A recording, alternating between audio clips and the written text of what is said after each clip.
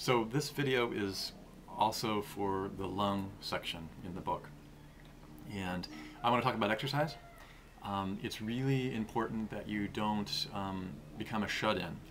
And not only for the sunlight aspects, which we cover in a myriad of other videos and informational areas within the site, you need to get out and get some fresh sunlight, and you need to keep moving your blood and circulating your blood. Once you understand the life cycle of a nematode and the parallels, regardless of whatever your condition is or what you think it is, whether it's bird mites or scabies or all the meiosis or micromeiosis effects that you may be having because of the bacterial infection, which is secondary to the nematodal infection. You need to continue to, if you're a runner and you've lost a lot of your energy to run, don't stop walking. If you never get exercise generally, you're kind of sedentary and you don't exercise, try to get some movement in your body, even if it's just something that you're doing indoors. If you have a rebounder, bounce around a bit, start shaking up and pushing the blood and start pushing toxins, pushing energy out of the body. Going for walks is highly recommended.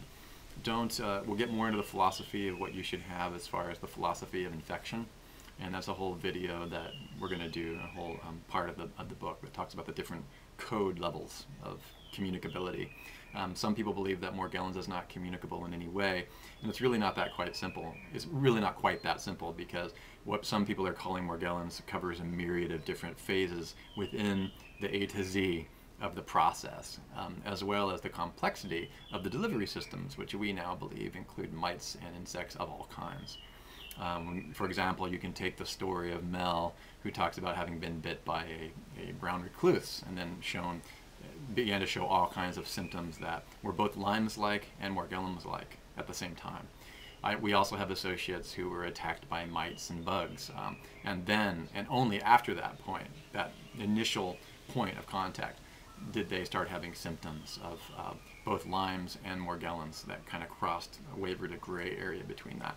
So again, it's based on looking at the logic of many different cases, both personal and people that we've learned about, that makes it obvious that it's possible to catch this through a vector, an insect vector. That also matches a lot of the work done by some of the microbiologists that show that infections of stealth viruses can be given by such, for example, a desert mite in Desert Storm was one of the vectors that some pretty hardcore microbiologists have shown. Exercise is key for all of this. Keep moving. These things nothing needs to destroy your life. You need to get out there and continue to live, take deep breaths. So even if you're taking in tobacco, only do that when you have a lung infection, and only do that in the times where it feels like you can't breathe, and keep moving. The idea is to get your body circulating and to be sure to exercise and get as much sunlight as you can handle. If you have a reaction to sunlight, which is called phototoxicity, there's a couple of things that you can look at. You can look at the dental work, and we talk a lot about this in the book. Talks a lot about how dental chelates are related to sulfa toxicity, which will tend to give you photosensitivity to the sun, and porphyria and other diseases, including lupus, that prevent you from getting to the sun are actually a protein and enzyme toxicity. Many doctors believe, and some of the main dental doctors believe, that's a result of dental sealants, and micromeiosis is also a secondary byproduct of dental chelates. We'll get more into the dental sealant issue at a later time, and we talk about it in the book. Bottom line, exercise. Don't stop moving. Okay? This is Nanotransformation, signing off.